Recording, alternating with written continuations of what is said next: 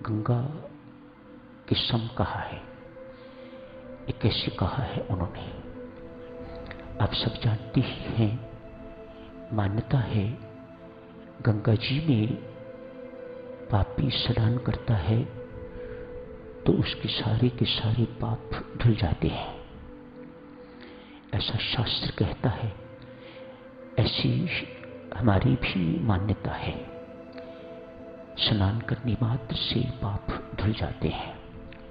तो जब कथा की तुलना गंगा से की गई है तो इसका अर्थ यही हुआ ना कि राम कथा श्रवण से व्यक्ति के पाप धुल जाते हैं।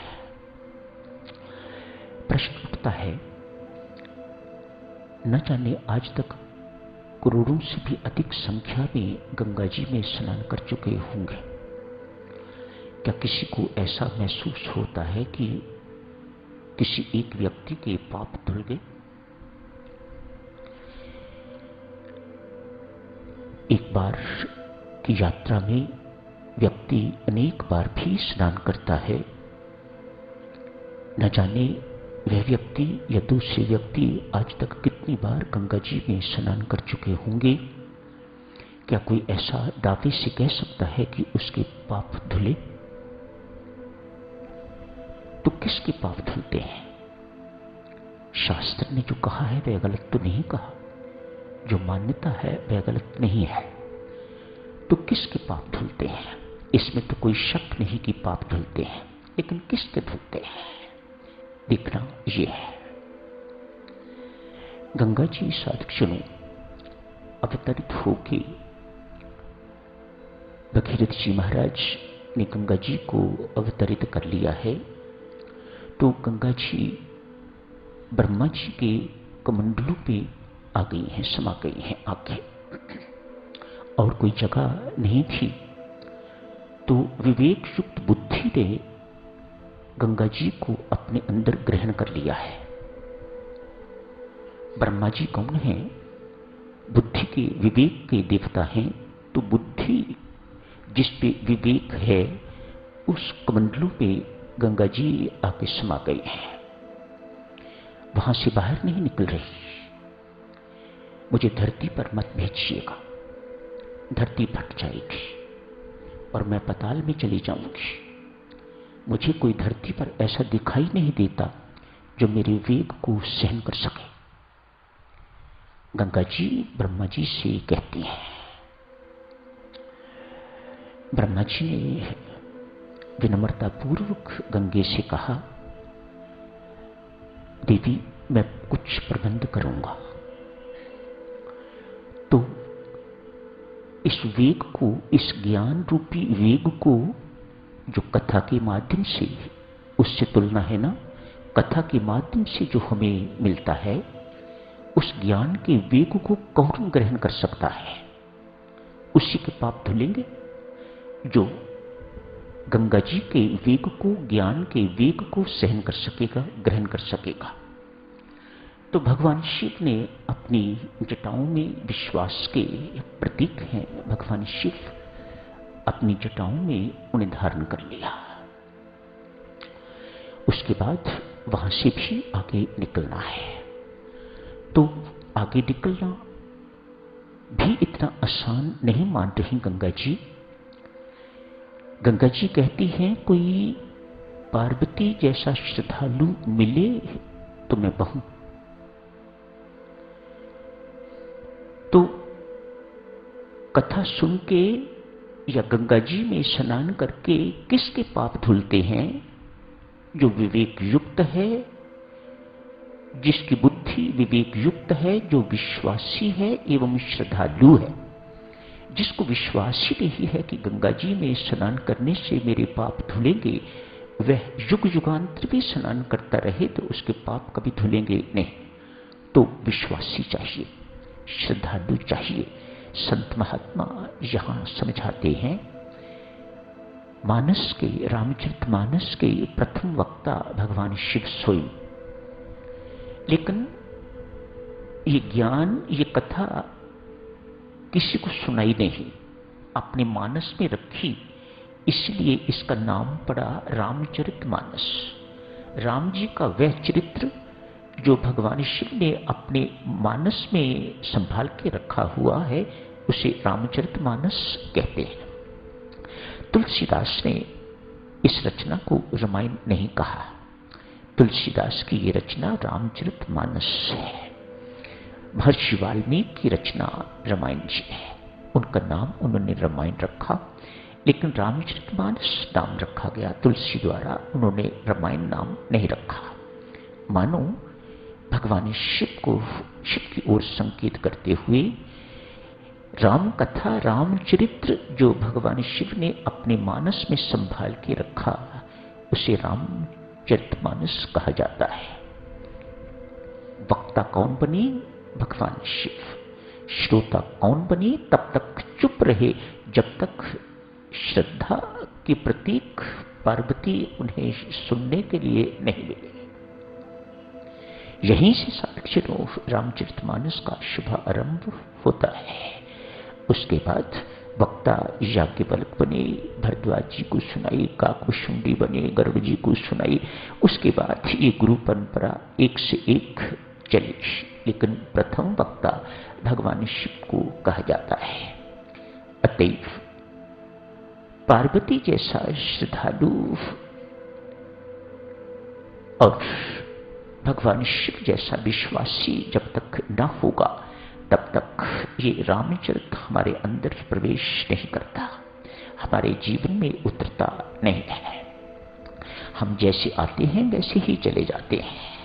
मानो आजकल कथाएं जो होती हैं, यही प्रायः देखा जाता है कि लोग मनोरंजन के लिए जाते हैं, सो भी जाते हैं, ऊँघ भी लेते हैं।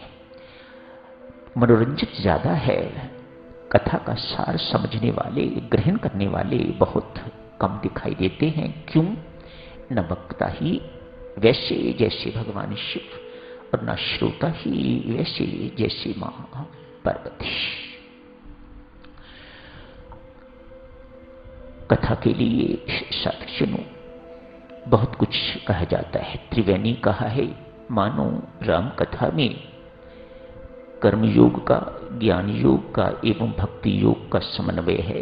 त्रिवेणी, तीन धाराएं, तीन नदियों का संगम, ये राम कथा। एक तुलसी से किसी ने कहा, महाराज बहुत खोज करने के बाद भी मुझे कोई सतगुरु नहीं मिल रहे। तुलसीदास जी ने कहा, रामायण जी से दीक्षा ले लो। तो राम कथा गुरु भी है, सदगुरु भी है। तुलसी ने समझाया, रामचरित्र सदगुरु हैं, गुरु महाराज हैं, उनसे दीक्षा ले लो, पर्याप्त है। वे क्या सिखाएंगे? उनसे कर्म योग सीखो, उनसे भक्ति योग सीखो, उनसे ज्ञान योग सीखो, उनसे सीखो पुत्र कैसा होना चाहिए, राजा कैसा होना चाहिए, एक शत्रु कैसा होना चाहिए, एक सेवक कैसा होना चाहिए। इतना ज्ञान सामान्य गुरु नहीं दे सकते जितना भगवान राम का चरित्र देता है। तो तुलसी कह रहे हैं, इनसे सीखो, इनको अपना गुरु धारण करो, तुम्हें और कोई गुरु धारण करने की आवश्यकता नहीं पड़ेगी। तो राम कथा सदगुरु भी है। राम कथा जहां पापों का हरण करती है, पाप हरता है, ताप हरता है, क्लेश हरता है, वहां ये सदगुरु भी है। विश्राम देती है राम कथा। कथा उसे ही कहा जाता है जो हमारी थकान को दूर करे। किसी ने ये बात तुलसी की सुन के तो उनसे प्रश्न किया, क्या अर्थ है इसका कि कथा सुलाती है? तो तुलसीदास अपना उदाहरण देते हैं।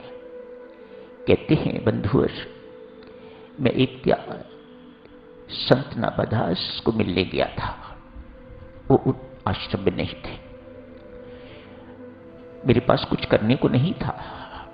जब तो चलता ही रहता होगा तुलसी का, ये कहने की जरूरत नहीं। मैं सो गया, नींद आ गई, सो गया मैं। नाबादास आए, आके मुझे सोए हुए देखा और कहा, अरे वाह, तुम सो रहे हो? संत लोगों को जगाते हैं, और तुम सो रहे हो। सोई में सो रहे हो तो दूसरों को क्या जगाओगे। नवादास तुलसीदास के प्रति सदा ईर्ष्यालु रहे हैं। भीतर से, ऊपर से जैसी भी मित्रता रही हो, लेकिन अंदर से ईर्ष्या रही है उनके अंदर। तो उनके शब्द इसी प्रकार के। कहा, संत तो औरों को जगाने के लिए इस संसार में आते हैं और तू सोई में सो रहा है। तुलसीदास यहां बहुत सुंदर बात कहते हैं। कहते हैं, महात्मन क्षमा करें, बहुत गहरी नींद सो रहा था, आपने जगा दिया। जगाने वाले संत बहुत हैं, मैं तो सोने वाला हूं और सुलाने वाला हूं। राम कथा विश्राम देती है। तुलसी यहां कहते हैं, भाई जागे वो जो राजा है। रात को कौन जागे? वह जो राजा है, जिसे चिंता सोने नहीं देती। जागे वह जो वियोगी है। जागे वह जो योगी है, जिसने योग साधना है, जिसने साधना करनी है। जागे वह जो भोगी है, जिसने भोगी जीवन व्यतीत करना है, वह जागे। तुलसी सुख से सोवे राम भरोसे। तुलसी कैसे सोता है? सुख से, राम भरोसे। उसे किसी प्रकार की ना कोई चिंता है, ना कोई इच्छा है, ऐसा कुछ नहीं है। वह राम भरोसे अपना जीवन व्यतीत करता है। छोटे से लेके बड़े तक, विद्वान तक, अज्ञ से लेके महाज्ञानी तक, जब बौद्धिक थकान आदमी महसूस करता है तो तुलसीदास यकीनन कहते हैं कि राम कथा सुनने से उन्हें विश्राम मिलेगा। राम कथा देवियों सज्जनों ऐसी मीठी है। मल विक्षेप अवर्ण आज आपने पढ़े, उनको दूर करने वाली, सब प्रकार की विघ्न बाधाएं दूर करने वाली ये राम कथा। एक साधक के जीवन में जो विघ्न बाधाएं आती हैं, उन सबको राम कथा दूर कर देती है। मात्र पढ़ने से नहीं, मत सोचिएगा। तुलसीदास का ऐसा विश्वास नहीं है, संतों महात्माओं का ऐसा विश्वास नहीं है। जिन्होंने व्यवहारिक ढंग से साधना साधी है, उनका विश्वास है कि जो कुछ पढ़ा है उसे अपने जीवन में जब तक नहीं उतारेंगे तब तक ये लाभ आपको जो वर्णित हैं वे लाभ आपको मिल नहीं पाएंगे। भगवान राम के अपने श्रीमुख वाक्य हैं, मैं माला घुमाने वालों को भक्त नहीं मानता। मैं माला घुमाने वालों को भक्त नहीं मानता। जो मेरे सिद्धांतों का पालन करते हैं, जो मैंने करके दिखाया है, वह करने का वायदा करते हैं, वह करते हैं, तो मैं उन्हें भक्त स्वीकार करता हूं। कितनी बड़ी घोषणा है। परमेश्वर की कृपा की प्राप्ति भी साधक जनों उन्हें ही हुआ करती है जो सत्कर्म करते हैं एवं राम नाम जपते हैं। इन दोनों का समन्वय है। सत्कर्म अर्थात राम के अनुसार कर्म, राम की आज्ञा, राम के सिद्धांतों के अनुसार, जो राम जी ने करके दिखाया है उसके अनुसार यदि जो आप कर्म करते हैं उन्हें सत्कर्म कहा जाता है। तो सत्कर्म एवं राम नाम की उपासना दोनों अनिवार्य है साधना की सिद्धि के लिए। तो यही समाप्त करने की इजाजत दीजिएगा। धन्यवाद।